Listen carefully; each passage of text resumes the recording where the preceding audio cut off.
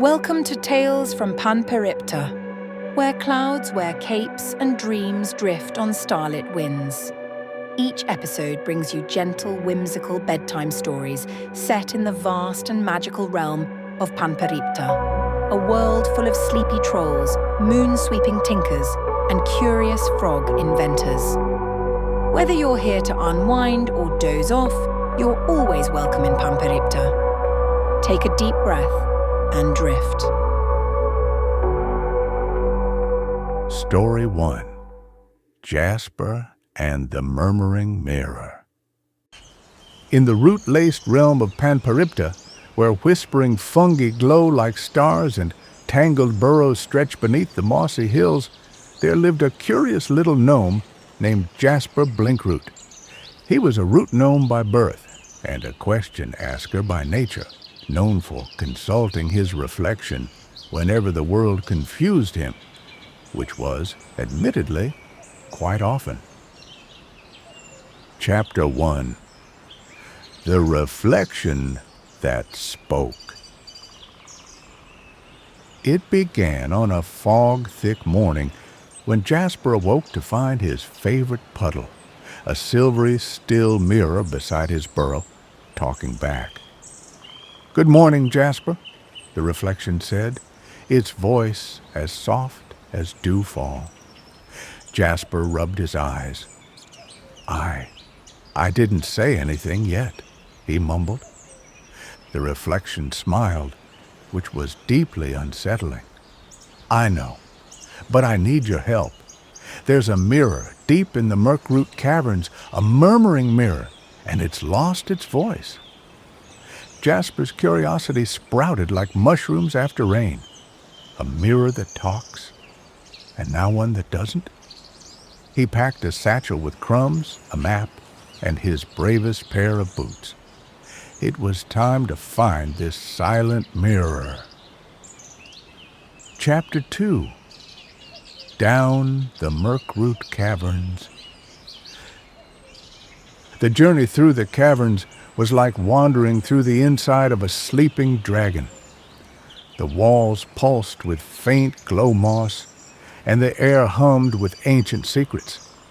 Jasper's reflection flickered along the walls, whispering encouragement. At last, he stumbled upon it, a grand, cracked mirror framed in twisting roots, tucked in the heart of the caverns. Its surface was dull, like moonlight, trapped behind fog. "Poor thing," Jasper murmured, pressing a hand to the glass. A faint tremble rippled across it. A tiny root wisp coiled near his ear. "Only truth rekindles the murmuring mirror," it whispered. "Tell it your truest question." Jasper thought hard. The deepest question he'd ever had was, "Who am I meant to be?" The mirror shimmered and answered. Chapter 3. The Answer Beneath the Moss. Images bloomed across the glass, Jasper wandering tangled roots, helping lost travelers, mapping forgotten burrows. Not a grand hero, not a wizard or a warrior, but a quiet guide beneath the moss. "You," the mirror whispered, "are meant to show the way in shadow." Jasper's heart swelled like a morning bloom. He wasn't lost.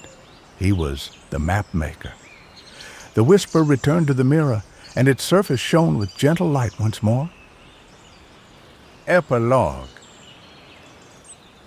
Jasper Blinkroot left the Murkroot caverns that day with muddy boots, a glowing mirror, and something he'd never carried before, a quiet certainty. And whenever the world confused him, his reflection reminded him, sometimes the bravest thing is to ask the question. Story 2. Umbrella Ulf and the Storm of Colors. In the breezy realm of Panperipta, where clouds swirl like cotton candy and rainbows nest in the treetops, there lived a most peculiar umbrella named Umbrella Ulf, with fabric that shimmered like dawn and a handle carved from skywood. Ulf changed colors with his feelings, and he had quite a lot of feelings. Chapter 1. A Storm Approaches. It began on a day when the clouds grumbled and the sky turned the color of old bruises. Ulf, nestled at the Breezelands market, twirled nervously in a basket. His fabric flashed from pale yellow to anxious violet. A storm was coming, but not just any storm. A storm of colors, whispered the market folk. The rare tempest that scrambled the hues of the world, leaving trees plaid and rivers striped. Beautiful and terribly confusing for a color-sensitive umbrella like Ulf. "I'll get lost in my own reflections," he fretted, but deep down a bold blue pulsed in his fabric. He had to face it. Chapter 2. Lost in the Rainbow Rains. The storm of colors arrived like a dream gone wild. Rain fell in stripes and splashes, trees turned polka-dotted, and the very air glittered with shifting shades. Ulf opened wide, catching the rainbow rain, but instead of clarity, his fabric rippled chaotically, pink, green, orange, indigo stripes. He tumbled across a meadow that now shimmered in impossible hues, his frame rattling with nerves. How will I ever find my way home? Then he saw it, a faint silver line slicing through the chaos, a steady ribbon of true color. Heart pounding, fabric flickering, Ulf followed. Chapter 3. The Ribbon of True Color. The silver line led him through forests of candy-colored trees and over rivers of checkered waves. All was steady, all was calm. At its end stood a quiet creature, a wind weaver, her hair woven from cloud thread. "You chased the true color," she smiled.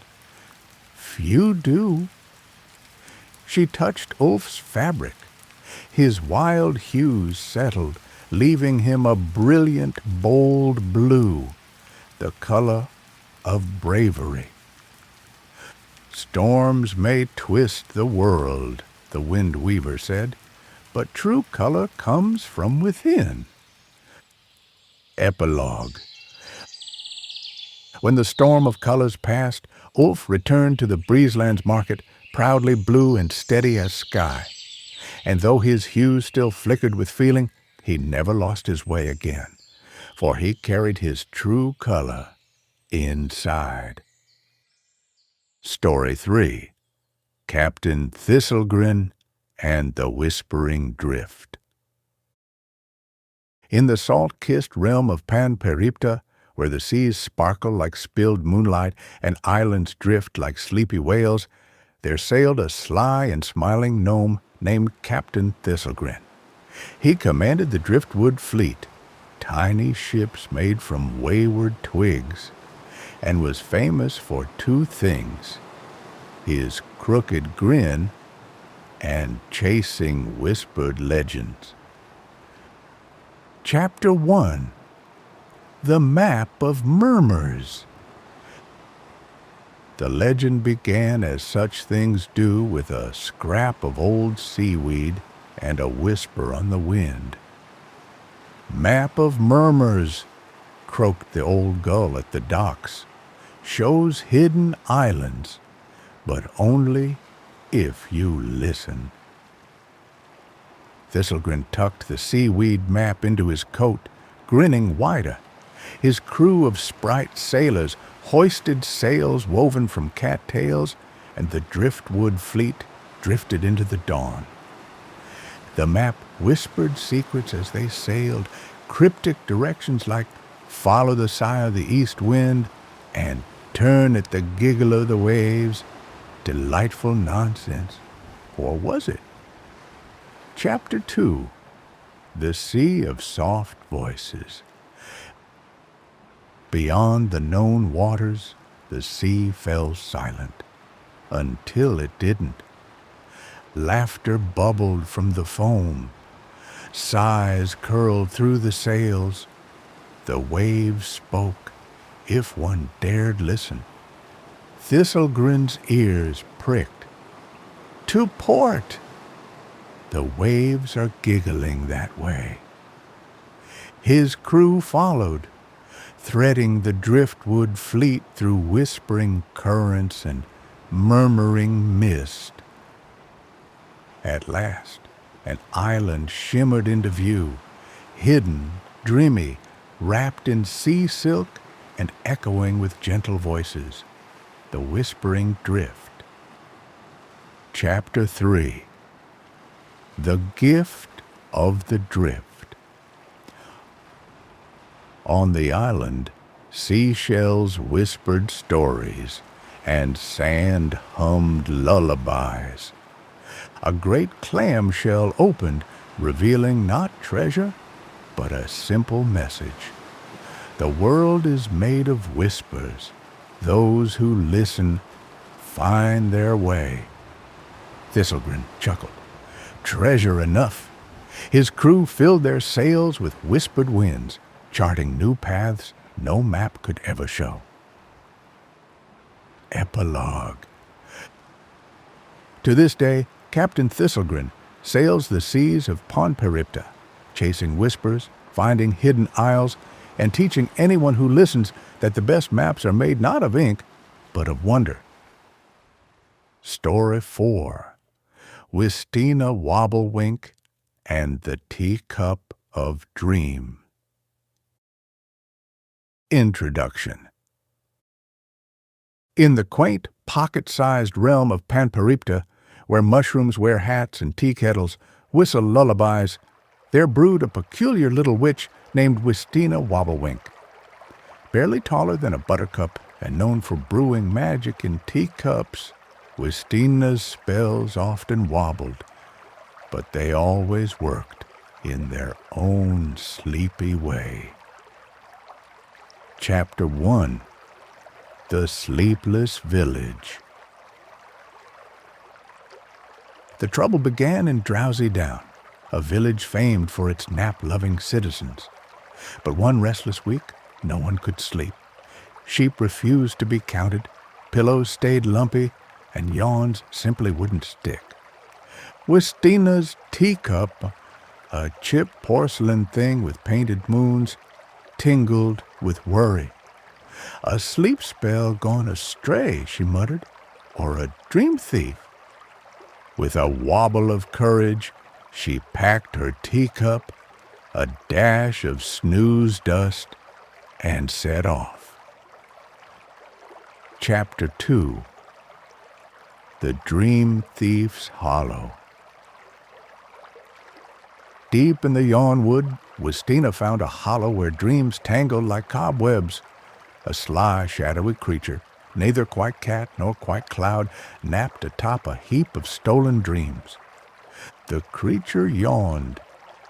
Mine now, sweet, cozy dreams, all mine. Wistina's teacup rattled indignantly. Not for long. She brewed her strongest sleepy time sip, a gentle tea that coaxed even stubborn dreams home. With a wobble, she poured it into the hollow. The creature sniffed and yawned itself into the deepest sleep Panperipta had seen. Chapter 3. Pouring Dreams Home. With the thief snoozing soundly, Wistina scooped up the wayward dreams, swirling them into her teacup. Each sip she poured across Drowsy Down restored the slumber-starved villagers. Yawns returned. Pillows fluffed themselves. sheep lined up, ready to be counted. By dawn, peace and sleep had returned. Epilogue. Wistina Wobblewink, teacup in hand, returned to her mushroom cottage, pleased as peach tea. And though her spell still wobbled, no one doubted her magic ever again, for sometimes it only takes one tiny witch to mend an entire night's sleep. Story 5. Pendle Mosscratch and the Clockwork Garden. In the ticking, talking realm of Panperipta, where pocket watches bloom and gears grow on trees, there scurried a clever clockwork mouse named Pendle Mosscratch. With brass whiskers and winding key, Pendle dreamed of building the world's first garden that never wilted, because it ticked. Chapter 1. The Garden That Froze. Pendle's first clockwork garden was a marvel, flowers with gear-petal blooms, vines of silver springs. But one cold dawn, the garden froze. The gears stopped, the ticking silenced. "My garden," Pendle squeaked. "It needs a heart gear, or it'll never tick again." He packed his tiny wrench, oiled his tail, and set off to find the legendary heart gear. Chapter 2. Through the Cogwood. Deep in the cogwood forest, where trees creaked like grandfather clocks, Pendle met a wise old-time moth. "The heart gear grows at time's edge," the moth fluttered. "But beware, the ticks grow wild there." Pendle scurried bravely through twisting clock hands and winding paths till he found it, a gleaming golden gear, pulsing like a heartbeat. Chapter 3. A Garden That Ticks Forever. With the heart gear in place, the clockwork garden shuddered, then ticked to life. Flowers spun, vines coiled, and blossoms chimed the hour. No frost, no time could still it now. Pendle beamed, tick-tock, and never stop. Epilogue. To this day, Pendle Mosscratch tends his ticking garden, where time blossoms and the world hums with tiny, perfect gears. And Panperipta agrees, a little clockwork keeps the dreams blooming.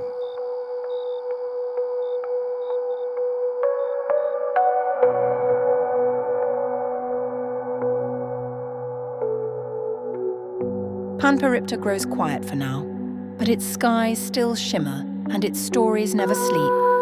Stay as long as you like. Another tale is always waiting. Take a deep breath and drift.